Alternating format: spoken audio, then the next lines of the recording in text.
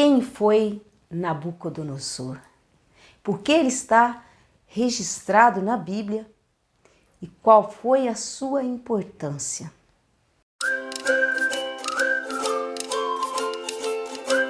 Por volta do século 7 a.C., cai o grande Império Assírio, dando lugar ao Império Babilônico, no qual Nabucodonosor é a figura principal. Após a morte de seu pai, Nabopolassar, Nabucodonosor assume o trono e expande o reino de maneira grandiosa.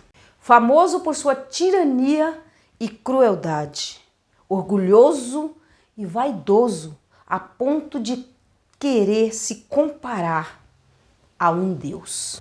Apesar de Nabucodonosor ter toda essa tirania, toda essa crueldade e essa fama, ele também tinha seus pontos positivos. No reino dele era permitido a tolerância religiosa, a prática de vários cultos de diferentes raças. Um pouco da história de Nabucodonosor é contada no livro de Daniel, porque Nabucodonosor foi responsável pelo cativeiro babilônico, no qual Daniel foi levado cativo, ele e seus 3 amigos, Ananias, Misael e Azarias. 4 homens usados por Deus que vai conseguir balançar o Império Babilônico de uma forma que vai mexer com a cabeça de Nabucodonosor. O primeiro que Deus usa para trazer a soberania de Deus, para mostrar para Nabucodonosor, é Beltesazar, ou seja, Daniel. Em um dos sonhos que Nabucodonosor tem, ele pede para que todos os magos venham saber qual é o seu sonho e interpretação. Como nenhum dos magos consegue, ele manda que executem todos os magos, todos os sábios, incluindo Daniel e seus amigos, todos. Porém, Daniel pede para ser introduzido na presença do rei e lá ele pede para Deus e Deus conta para Daniel em sonho qual foi o sonho de Nabucodonosor e também a sua interpretação. Quando Daniel interpreta o sonho de Nabucodonosor, Nabucodonosor passa a conhecer a soberania de Deus, mas não se converte, apenas fica sabendo que há um Deus tão poderoso quanto na mente dele os deuses dele. No capítulo 3 do livro de Daniel, traz outra demonstração da soberania de Deus para Nabucodonosor, mas agora através dos 3 amigos de Daniel, Sadraque, Mesaque e Abednego. O poderoso, vaidoso, orgulhoso Nabucodonosor manda construir uma estátua imensa, gigante, com a sua imagem, para que todos a adorem. E faz ele um decreto que todo aquele que não se curvar diante da imagem será morto na mesma hora, em uma fornalha acesa. E é nesse contexto que Deus, com a sua soberania, através desses 3 moços, Ananias, Azarias e Misael, que já nessa altura já estavam com seus nomes trocados, com nomes babilônicos, que seria Sadraque, Mesaque e Abednego, vai fazer uma grande demonstração de fé e coragem com o nome de Deus e vai exaltar o nome de Deus, e Nabucodonosor vai começar a conhecer o poder e a soberania de Deus. E no dia da celebração, quando toda sorte de instrumentos começarem a tocar, o arauto anunciar, então todos deverão se prostrar diante da imagem de Nabucodonosor. E quando isso acontece, todos se prostram, menos os 3 amigos de Daniel, Sadraque, Mesaque e Abednego, não se prostram diante da imagem. Mas alguns homens caldeus imediatamente vão avisar ao rei. E quando eles falam para o rei o que houve, o rei fica estarrecido, o rei fica furioso e manda que chama esses 3 homens. Então o rei pergunta para que eles ainda têm mais uma chance. E eles dizem que jamais se prostraria diante de uma imagem, a não ser diante do Deus vivo. O rei, com toda aquela imponência, majestade e fúria, ele manda que acenda a fornalha 7 vezes mais forte. Vocês não querem se curvar, não? Então vocês vão morrer na fornalha. E mandou que acendesse 7 vezes mais forte, e assim fizeram. Quando acenderam a fornalha 7 vezes mais forte, amarraram-nos e lançaram os 3 dentro da fogueira. E ficaram observando. E o rei Nabucodonosor, ao observar, percebe que os 3 homens estão andando dentro da fornalha. Então chama um dos seus súditos e diz: veja, não lançamos 3 homens dentro da fornalha? Eles dizem: sim, mas eu estou vendo 4 homens e andando livremente dentro da fornalha. E o 4º homem tem a espécie de um dos filhos dos deuses. E Nabucodonosor ficou maravilhado ao ver aquela cena e mandou que os 3 rapazes saíssem de dentro da fornalha. E quando saíram, nem os seus cabelos estavam chamuscados, estavam totalmente inteiros da forma que foi lançado na fogueira. Então, naquele momento, Nabucodonosor, mais uma vez, percebeu e entendeu a soberania de Deus. E mandou fazer um decreto que daquele momento em diante todos respeitassem o Deus de Sadraque, Mesaque e Abednego. Ou seja, Nabucodonosor conhece agora cada vez mais a soberania de Deus, mas ainda não se converteu. No capítulo 4 traz a loucura de Nabucodonosor. E no capítulo 4, no versículo 34, Nabucodonosor reconhece mais uma vez a soberania de Deus, mas desta vez ele se converte. Eis que Nabucodonosor está deitado no seu palácio e tem um sonho. E chama os magos, chama mais uma vez os sábios para interpretar, e ninguém é capaz de interpretar. Então ele chama Daniel. Mais uma vez, Daniel interpreta o seu sonho. E ele conta o sonho dele para Daniel. Esse foi o sonho. Eram assim as visões da minha cabeça. Quando eu estava no meu leito, eu estava olhando e vi uma árvore no meio da terra, cuja altura era grande. Crescia a árvore, se tornava forte, de maneira que a sua altura chegava até o céu e era vista até aos confins da terra. A sua folhagem era formosa e o seu fruto abundante, e havia nela sustento para todos.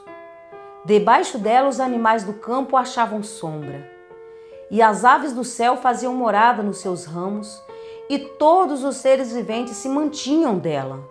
No meu sonho, quando eu estava no meu leito, vi um vigilante, um santo que descia do céu, clamando fortemente, dizendo: derribai a árvore, cortai-lhe os ramos, derriçai-lhe as folhas, espalhai o seu fruto, afugente-se os animais debaixo dela e as aves dos seus ramos.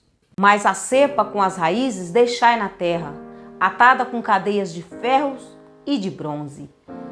Na erva do campo, seja ela molhada do orvalho do céu, e a sua porção seja com os animais, a erva da terra. Mude-se o coração para que não seja mais coração de homem, e lhe seja dado coração de animal, e passem sobre ela 7 tempos.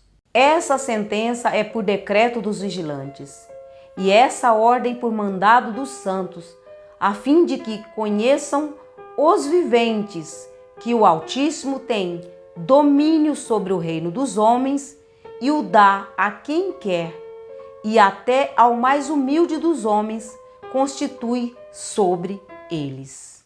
E Daniel, que ouvia o sonho atentamente, o rei contando, ficou atônito, porque a interpretação era terrível, e ele ficou incomodado de contar para o rei.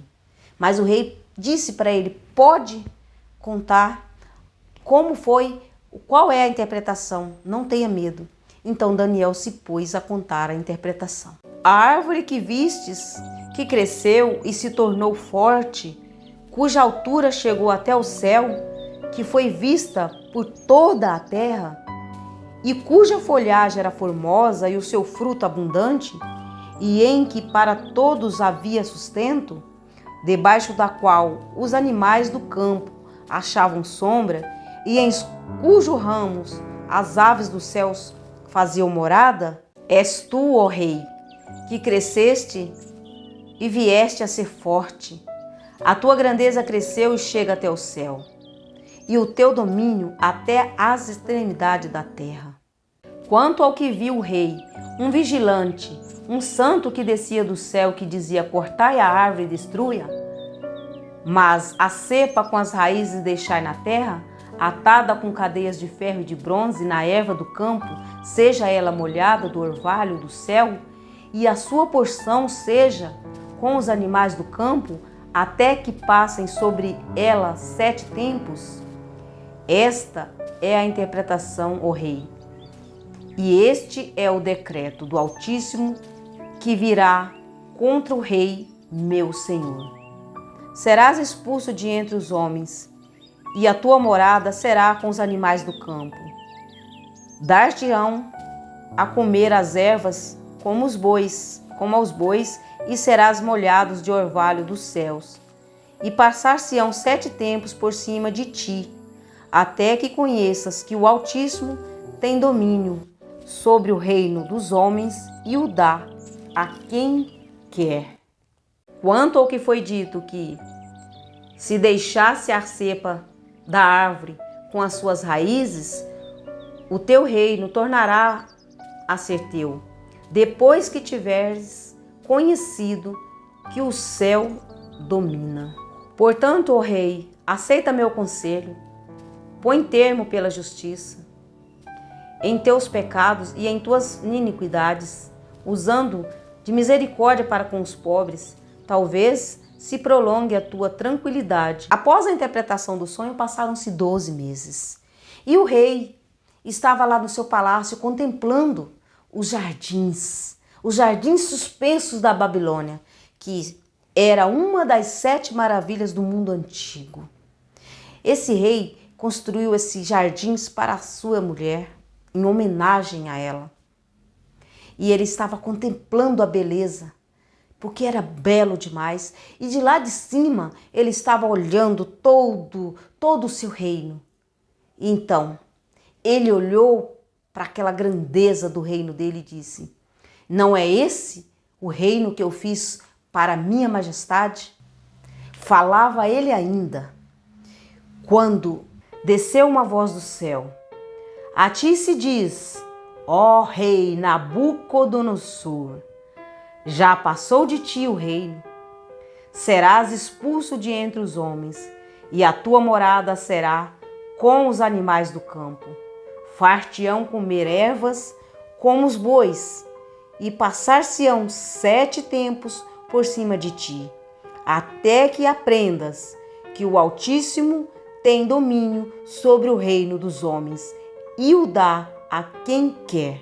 No mesmo instante se cumpriu a palavra sobre Nabucodonosor, e foi expulso de entre os homens, e passou a comer erva como bois, e o seu corpo foi molhado do orvalho do céu, até que lhe cresceram os cabelos como as penas da águia, e as suas unhas como as das aves.